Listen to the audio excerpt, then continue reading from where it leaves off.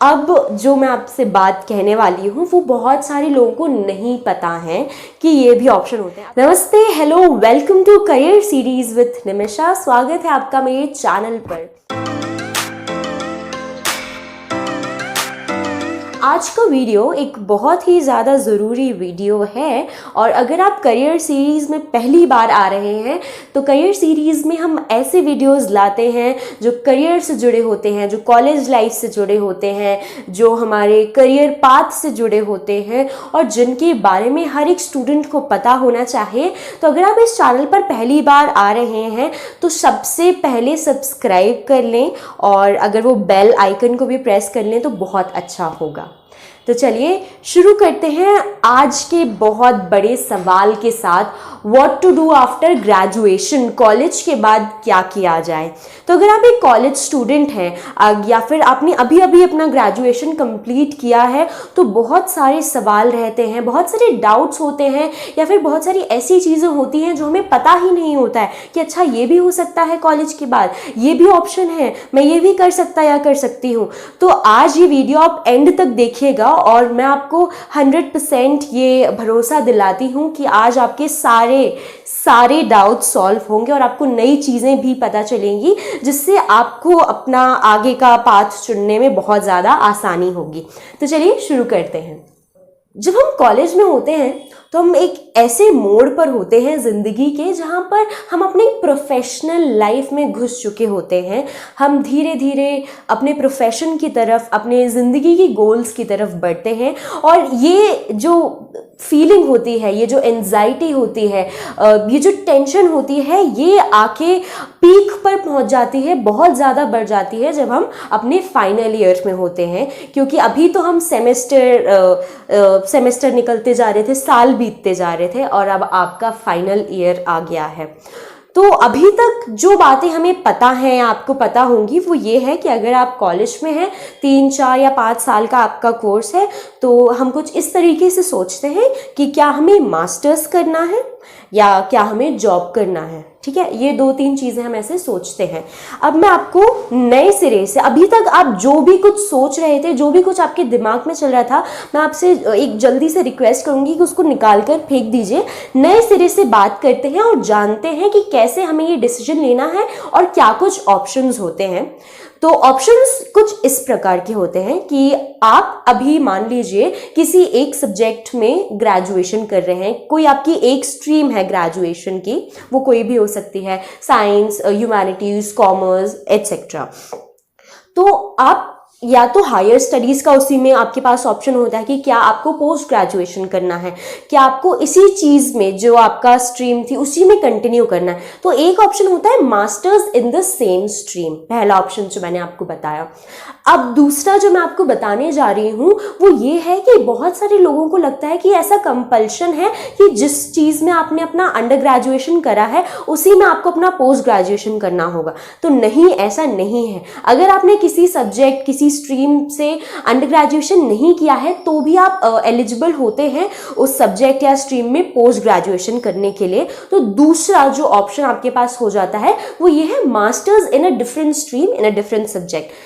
तो अगर एग्जाम्पल की हम बात करें तो मान लीजिए किसी ने BA ऑनर्स इकोनॉमिक्स किया है या इकोनॉमिक्स में उनका ग्रेजुएशन का पूरा रहा है, तो अब वो चाहे तो MA इन इंग्लिश भी कर सकते हैं। अगर आपने ग्रेजुएशन में BCA किया है तो आप पोस्ट ग्रेजुएशन में कुछ और कर सकते हैं। तो मैं आपको एक एग्जाम्पल दूंगी। एक व्यक्ति को मैं जानती हूँ जिन्होंने 11th में PCM लिया, फिर ग्रेजुएशन में उन्होंने BCA किया, मास्टर्स उन्होंने इंग्लिश में किया और अब वो काम कर रहे हैं एक टेक जायंट के साथ। तो अब आप सोचिए कि ये कितना ही ज़्यादा अलग तरीके का कॉम्बिनेशन है and which is absolutely fine. ठीक है, तो क्योंकि जैसे जैसे हम बड़े होते जाते हैं, जैसे जैसे हम एक्सप्लोर करते जाते हैं, तब हम समझते हैं कि अच्छा ये भी था। तो कहते हैं ना, one door leads to other, एक दरवाज़ा दूसरी दरवाजे की ओर ले जाता है। तो कुछ इस प्रकार से। तो वापस आते हैं, हम कहाँ पर बात कर रहे थे कि masters in a different stream. तो ये आपका दूसरा ऑप्शन होता है। तीसरा ऑप्शन होता है जिसके लिए हम लोग बहुत एक्साइटेड होते हैं और जो काफ़ी प्रॉमिसिंग लगता है, वो ऑप्शन है जॉब का। अब जॉब भी अलग अलग प्रकार की होती हैं, अलग अलग तरीके से लगती हैं, अलग अलग सेक्टर में लगती हैं। तो जॉब से अभी तक हम जो समझते थे वो सिर्फ ये है कि एक प्लेसमेंट होता है, एक पैकेज होता है, हम 8 से 12 घंटे काम करते हैं, तो इसी टाइप की जॉब होती है। तो जॉब में भी बहुत सारे पैमाने हैं। अब जब हम बात करते हैं कि अगर हमें ग्रेजुएशन के बाद जॉब करना है तो वो हो सकता है कॉरपोरेट सेक्टर में, जिसे हम प्राइवेट सेक्टर भी कहते हैं, वो हो सकता है गवर्नमेंट सेक्टर में, जिसे हम कहते हैं गवर्नमेंट जॉब, और तीसरा जिसके बारे में बहुत सारे लोगों को नहीं पता है वो होता है सोशल सेक्टर। जी हाँ, सोशल सेक्टर में जॉब। तो इस तरीके से हमारी जॉब होती हैं। अब ये कैसे लगती हैं, इनके लिए क्या करना होता है? तो अगर आप फाइनल ईयर स्टूडेंट हैं तो आपके कॉलेज में, आपकी यूनिवर्सिटी में एक प्लेसमेंट सेल होगा जिसके थ्रू कंपनीज आती हैं, प्लेसमेंट्स होते हैं। तो उस प्रकार से आपका पूरा जो जॉब का, प्लेसमेंट का प्रोसीजर होता है। और अगर आपके यहाँ प्लेसमेंट नहीं भी होते हैं तो कई सारी जो कंपनीज होती हैं उनकी वेबसाइट पे वैकेंसीज जब आती हैं, न्यूज़पेपर्स में आती हैं, कई सारे ऐसे सोशल मीडिया प्लेटफॉर्म्स हैं, ऐसे ऐप्स हैं जिन पर हम एक अलग से वीडियो बनाएंगे जल्द ही। तो इस तरीके से कुछ हमारे जॉब का होता है। एवरेज सैलरी की अगर हम बात करें तो वो डिपेंड करती है आपके इंस्टीट्यूट पर, आपके कोर्स पर और आपकी क्वालिफिकेशन पर। तो उसके बारे में हमें नहीं सोचना है। अगर आपने डिसाइड कर लिया है कि आपको जॉब करना है, आपको अपनी पढ़ाई कंटिन्यू नहीं करना है, कुछ ऑप्शन ये भी होते हैं कि आप ब्रेक ले लें एक, और उसके बाद आप ब्रेक के लिए जॉब करना चाहते हैं क्योंकि आप पढ़ाई से आपका दिमाग खराब हो चुका है, आप पैसा कमाना चाहते हैं, आप कुछ वाकई प्रैक्टिकल काम करना चाहते हैं, तो आप जॉब के बारे में सोचते हैं। अगला जो चौथा ऑप्शन हम सोचते हैं वो ये होता है कि कॉम्पिटिटिव एग्जाम्स। अब कॉम्पिटिटिव एग्जाम्स में यूपीएससी हो सकता है, आपके स्टेट के पीएससी हो सकते हैं, और बैंकिंग के एग्जाम्स हो सकते हैं, रेलवे के एग्जाम हो सकते हैं, और ऐसे हज़ारों एग्जाम्स होते हैं। लिटरली ऐसे हज़ारों एग्जाम्स होते हैं जो हमारे ग्रेजुएशन के बाद हम देने के लिए एलिजिबल होते हैं। तो और ये कई बार होता है गवर्नमेंट जॉब्स के लिए, ये कई बार होते हैं गवर्नमेंट इंस्टीट्यूट्स के लिए, हायर स्टडीज़ के लिए। तो इस तरीके से कॉम्पिटिटिव एग्ज़ाम्स का आपके पास ऑप्शन होता है। और कई सारे ऐसी पोस्ट होती हैं बहुत सारी इंडस्ट्रीज़ में जहाँ पर आपका बेसिक एलिजिबिलिटी क्राइटेरिया ये होता है कि आपने अपना ग्रेजुएशन कर रखा हो, तो वहाँ पर फिर उनके पास वैकेंसी आती है और आप एलिजिबल होते हैं काम करने के लिए।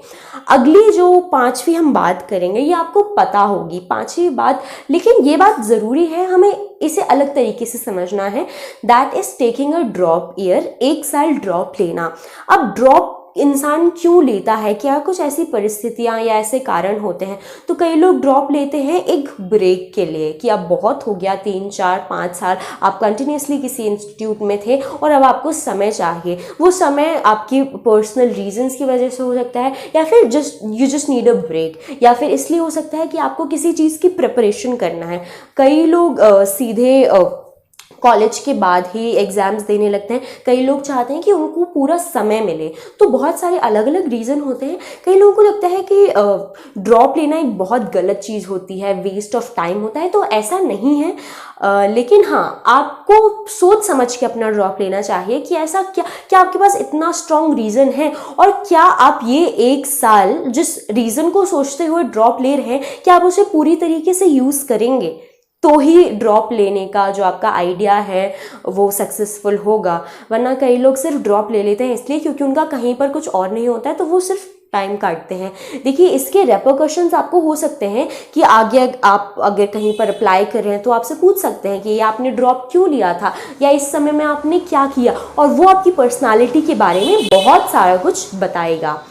अब जो मैं आपसे बात कहने वाली हूँ वो बहुत सारे लोगों को नहीं पता है कि ये भी ऑप्शन होते हैं। अभी तक मैंने जो बात की वो आपने कहीं सुनी होगी, आपको पता होगा, लेकिन अब हम बात करेंगे ये कि एक और ऑप्शन होता है, वो होता है फेलोशिप। जी हाँ, फेलोशिप क्या होता है, फेलोशिप किस टाइप से होती है, फेलोशिप में क्या करना होता है, एप्लीकेशन कैसे होते हैं, इस पर बात करते हैं।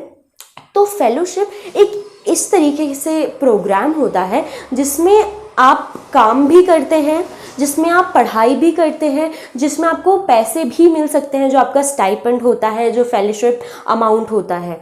तो ये अलग अलग प्रकार से होती हैं। और कुछ फेलोशिप ऐसी होती हैं जो अकेडमिक इन नेचर होती हैं। अकेडमिक फेलोशिप का मतलब यहाँ पर ये है कि वो फेलोशिप करने के लिए आपको पैसे देने पड़ेंगे। तो फेलोशिप बेसिकली एक तरीके से एक ऐसा प्रोग्राम होता है जो 6 महीने, 9 महीने, 1 साल, 2 साल, depends from fellowship to fellowship और आपका कौन सा सेक्टर है। गवर्नमेंट फेलोशिप्स अलग होती हैं, प्राइवेट फेलोशिप्स अलग होती हैं। To name a few fellowship, teach for India fellowship, Gandhi fellowship, youth India fellowship, young India fellowship और ऐसी बहुत सारी, एक बहुत बड़ी लिस्ट है फेलोशिप्स की। तो फेलोशिप्स के एप्लीकेशन होते हैं, कई जगह कुछ टेस्ट होता है, कई जगह पर इंटरव्यू होता है। तो फेलोशिप आपको क्यों कंसिडर करना चाहिए लेने, ये इस तरीके से हम सोच सकते हैं कि अगर आपको काम भी करना है, अगर आपको एक सोसाइटी में इम्पैक्ट भी लाना है, कुछ जो गवर्नमेंट सेक्टर की या सोशल सेक्टर की जो फेलोशिप्स होती हैं वो ऐसा होता है कि आपको ज़मीनी स्तर पर काम करने को मौका मिलता है। कुछ होती हैं टेक्नोलॉजी में जिसमें आपको नई चीज़ें सीखने को मिलता है, तो ये एक तरीके का कोर्स भी हो सकता है। हर फेलोशिप अपने आप में एक अलग प्रोग्राम है, एक अलग एक्सपीरियंस है। तो अगर आप इंटरेस्टेड हैं फेलोशिप करने में और इसके बारे में और जानना चाहेंगे तो मुझे ज़रूर बताएं, मैं एक अलग से वीडियो इस पर बनाऊंगी। चलिए अब हम आगे बढ़ते हैं। और ये जो ऑप्शन होता है बहुत सारे लोगों को दिमाग में, बहुत सारे ग्रुप ऑफ आपके जो फ्रेंड सर्कल है, आप लोग के जो साथी हैं, आप लोगों ने साथ में कभी कॉलेज की कैंटीन में या किसी फ़ोन कॉल पर ये सोचा होगा कि यार हमें अपना बिजनेस करना है, हमें अपना स्टार्टअप करना है, खुद की कंपनी खोलना है, मुझे किसी के यहाँ पर 9 से 5 जॉब नहीं करनी है, मैं अपना खुद का कुछ करना चाहता हूँ, अपना बिजनेस खोलना चाहता हूँ, अपना स्टार्टअप करना चाहती हूँ, मैं एक एंटरप्रेन्योर बनना चाहती हूँ। तो ये सारे आइडियाज़ रहते हैं और ये बहुत अच्छे आइडियाज़ हैं, लेकिन हमें क्या सोचना चाहिए। कई लोग सिर्फ भावनाओं में बहकर या फिर दूसरों की लाइफस्टाइल देख के कि वाह यार इस बिजनेसमैन की क्या तो लाइफ है, इसने ज़ीरो से शुरू किया और अब देखिए ये कुछ सालों में ही कहाँ पर है। तो सिर्फ ये देखकर दूसरों की लाइफस्टाइल से इम्प्रेस होकर आपको अपना बिजनेस खोलने का नहीं सोचना चाहिए। अगर आप वाकई टैलेंटेड हैं, अगर वाकई आपके अंदर अंदर से वो स्पार्क आ रहा है कि हाँ मैं ये कर सकती हूँ, मैं ये कर सकता हूँ, ये आइडिया तो मेरे पास है और मैं बिजनेस माइंडेड इंसान हूँ, तो अगर आपके पास ऐसा कुछ है then definitely go for a startup. बहुत सारे ऐसी स्कीम्स हैं गवर्नमेंट की जहाँ से आपको लोन मिल सकता है, बहुत सारे ऐसे प्रोविजंस हैं जहाँ पर बहुत कम इन्वेस्टमेंट में आप अपना स्टार्टअप खोल सकते हैं। और फिर अगेन अगर आप एक बिजनेसमैन हैं तो आपके दिमाग में वो बिजनेस आइडिया होगा ही कि शुरुआत में कैसे कम इन्वेस्ट करके ज़्यादा पाया, तो इस तरीके से आप खुद का बिजनेस शुरू करने का सोच सकते हैं। अगला जिस पर हम बात करेंगे जो सब पर लागू नहीं होता है लेकिन कुछ लोग सोचते हैं, वो ये है कि जो आपका फैमिली बिजनेस है वो कुछ भी हो सकता है XYZ, उसमें ही आपको अपने से अभी तक सिर्फ ग्रेजुएशन करना था, आपने कर लिया और अब आपको अपने फैमिली बिजनेस में ही योगदान देना है।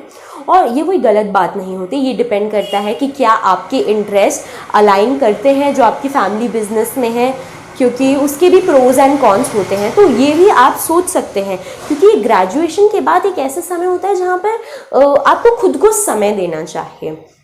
अब हम आगे बढ़ते हैं और जो आपके पास एक और ऑप्शन होता है जिसे आप सोचते नहीं हैं, जिसको आप कंसिडर नहीं करते हैं, वो है follow your passion, follow your hobby. कोई ऐसी चीज़, कोई ऐसा स्पोर्ट हो सकता है, कोई आपकी फेवरेट हॉबी हो सकती है, dancing, singing, acting, music, theatre, makeup, management etcetera. तो ये सारी वो चीज़ें हैं जो आप अभी तक सोच रहे थे आपको करना है, लेकिन आप कहीं ना कहीं अभी तक अंडर कॉन्फिडेंट थे कि यार क्या इसमें पैसा है, क्या मैं इसमें सक्सेसफुल होऊंगा, या फिर समाज में ऐसी कुछ हमारे सोचने का तरीका है, या फिर कुछ रिश्तेदारों या फैमिली वालों या मोहल्ले पड़ोसियों के बारे में हम सोच के अपनी ड्रीम को फॉलो नहीं करते हैं। तो अगर आप अपने ड्रीम को अपना करियर, अपना प्रोफेशन बना सकते हैं तो आपको बिल्कुल नहीं सोचना चाहिए और आपको आगे बढ़ जाना चाहिए। तो ये हमने मोटा मोटी बात की कि क्या कुछ आपके पास ऑप्शंस हो सकते हैं और आप किस रोड पर, किस रास्ते जा सकते हैं। तो एक बार जल्दी से हम रिकैप कर लेते हैं। आप मास्टर्स कर सकते हैं सेम सब्जेक्ट में, अलग अलग सब्जेक्ट में। आप जॉब कर सकते हैं, आप कॉम्पिटिटिव एग्ज़ाम की तैयारी कर सकते हैं, आप ड्रॉप ले सकते हैं, आप फेलोशिप कर सकते हैं, आप अपना पैशन फॉलो कर सकते हैं, आप अपना खुद का बिजनेस शुरू कर सकते हैं, आप अपने फैमिली बिजनेस से जुड़ सकते हैं। तो इस तरीके से आप अपने डिसीजंस ले सकते हैं। और अब हम और ज़्यादा ज़रूरी बात करेंगे कि ये डिसीजन आपको कैसे लेना चाहिए और क्या कुछ डूज एंड डोंट्स होते हैं। तो सबसे पहले जानते हैं कि डिसीजन कैसे लेना चाहिए। तो डिसीजन आपको इस तरीके से लेना चाहिए कि आप अभी अपने करियर के किस पड़ाव पर हैं। और मेरा एक और वीडियो है how to choose your career, link description box में, वो आप ज़रूर देखिए अगर आप अभी भी कंफ्यूज हैं कि आपका करियर गोल क्या है, आपको जीवन में क्या करना है। तो आप समझें आप कहाँ पर हैं, फिर आप देखें कि आप क्या चाहते हैं, आप किस तरह की ये लाइफ चाहते हैं। क्योंकि ज़रूरी नहीं है कि सब लोग मास्टर्स कर रहे हैं तो आपको मास्टर्स करना है। आपको देखना है कि क्या आपका दिमाग तैयार है, क्या आप तैयार हैं अभी 2 साल और पढ़ाई करने के लिए, या 1 साल या 3 साल या 5 साल और पढ़ाई करने के लिए। तो आप सोचिए, अगर आप ऐसा सोच रहे हैं कि आपको जॉब करना है तो क्या आप एक नई ज़िंदगी के लिए तैयार हैं क्या। और अगर आप सोच रहे हैं कि हाँ मैं बीच में जॉब करना चाहती हूँ लेकिन फिर बाद में आके फिर से पढ़ाई करना है, तो क्या आप तैयार हैं कि आपको अपने आप में कॉन्फिडेंस है कि एक बार अगर आप पढ़ाई से थोड़ा सा साइड हो गए तो आप वापस आ पाएंगे। फिर आपको सोचना है कि आपका जो अगर कोई पैशन आप फॉलो करना चाहते हैं तो क्या आपके पास इतना ज़्यादा उसके लिए पागलपन है, इतनी ज़्यादा शिद्दत है कि आप उसे फॉलो कर पाएंगे। अगर हम बात करते हैं अपने स्टार्टअप की, तो क्या अभी ऐसे आसपास की परिस्थितियां हैं कि आपका स्टार्टअप सही रहेगा। तो ये सारी चीज़ें सोचते हुए आपको अपने लिए बेस्ट चीज़ें इनमें से चुनना है। और जितनी भी ऑप्शंस मैंने आज आपको इस वीडियो में बताए ये सारे ही सारे प्रॉफिटेबल हैं। बहुत से लोग ये सोचकर अपना डिसीजन लेते हैं कि इसमें लाखों कमाना है, इसमें बहुत पैसा है, इसमें ऐसा होगा। कुछ यूट्यूबर्स ऐसे होते हैं जो ऐसे वीडियोज़ बनाते हैं, थोड़ा सा काम करके आप लाखों कमा सकते हैं, इस जॉब से मिलेंगे आपको करोड़ों, ये बिजनेस शुरू करिए आपको होगा अरबों का फायदा। तो आपको ऐसी बातों में नहीं उलझना है और आपको प्रैक्टिकल होना है और अपने आप को समझना है कि आपका दिल क्या चाहता है। दूसरा एक बहुत ज़रूरी मैं आपको जो टिप देना चाहूँगी वो ये है कि आपके पास एक बैकअप ऑप्शन होना चाहिए। And I am really very confident about this. मैं आपको ये नहीं कह रही हूँ कि आप जो सोच रहे हैं, जो आप करना चाहते हैं वो आप नहीं कर पाएंगे, लेकिन it's always good to be on a safer side. या फिर अगर आप इतने ज़्यादा श्योर हैं कि आप इस एग्ज़ाम की तैयारी कर रहे हैं, आप इतना समय इसको देंगे and you will crack it, then go for it. लेकिन कहीं ना कहीं अगर आप प्लेसमेंट्स में बैठ रहे हैं तो साथ साथ आप मास्टर्स के लिए आप फॉर्म्स भर सकते हैं। अगर आपने सोच रखा है कि आप मास्टर्स ही करना चाहते हैं तो आप 1-2 प्लेसमेंट में बैठ सकते हैं, क्योंकि हर एक्सपीरियंस से आप कुछ सीखते हैं और हर एक्सपीरियंस आपको कुछ सिखाता है। तो ये सारी आज की बातें हैं। और एक और जो नई बात मैं आपसे करना चाहती हूँ वो ये है कि आज ज़माना बहुत ज़्यादा बदल गया है और हर पल हमारे आगे की ज़िंदगी बदल रही है। जो पहले होता था कि अगर आपने ये पढ़ा है तो ही आप ये जॉब कर पाएंगे, अगर आपने इस चीज़ में मास्टर्स किया है तो ही आप ये इस चीज़ के लिए एलिजिबल हैं। अब बहुत सारी ऐसी नई जॉब्स, ऐसे नए एवेन्यूज़ हैं जहाँ पर ज़रूरी नहीं है कि आपकी एलिजिबिलिटी क्राइटेरिया वही हो जो पहले हुआ करती थी। बहुत सारे, आज तो हम 21st सेंचुरी में रह रहे हैं, टेक्नोलॉजी का समय है, नया समय है, पोस्ट कोविड एक तरीके से समय है, वर्क फ्रॉम होम का ज़माना है। बहुत सारी नई जॉब्स आई हैं, चाहे वो डिजिटल मार्केटिंग की फील्ड में हो, कंटेंट राइटिंग की फील्ड में हो, graphic designing, app development, blockchain management, investment banking, etcetera etcetera. तो बहुत सारी ऐसी चीज़ें हैं। और अगर आप भी घबरा रहे हैं तो घबराएं ना, टेक अ ब्रेक, सोचें समझें और फिर अपना डिसीजन लें। तो ये सारे ऑप्शंस होते हैं आपके पास ग्रेजुएशन के बाद। मैं आशा करती हूँ आज का वीडियो आपको अच्छा लगा हो, और अच्छा लगा हो तो प्लीज़ लाइक कर दें एंड प्लीज़ सब्सक्राइब करें, क्योंकि आगे बहुत सारे वीडियोस आने वाले हैं। और प्लीज़ कमेंट करके आप बताएं कि अगर आप किसी टॉपिक पर वीडियो चाहते हैं, कोई आपके सजेशन हो, और उस पर मैं वीडियो ज़रूर बनाएंगी। और all the best, and I know कि आप जो भी डिसीजन लेंगे आप सबसे अच्छा डिसीजन खुद के लिए लेंगे। Thank you so much.